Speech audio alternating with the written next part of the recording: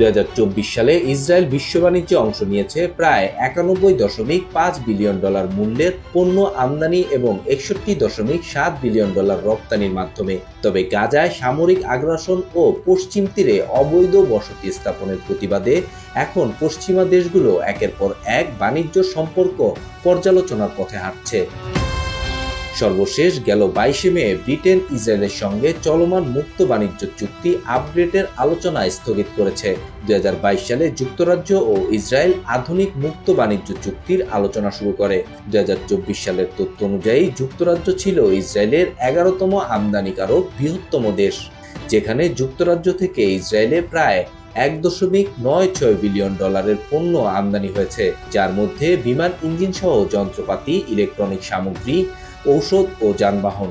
আবার ইসরায়েল থেকে যুক্তরাজ্যে প্রায় 1.57 বিলিয়ন ডলারের রপ্তানি হয়েছে, যার মধ্যে প্রধান ছিল হীরার গহনা, রাসায়নিক পণ্য, যন্ত্রপাতি ও ইলেকট্রনিক পণ্য।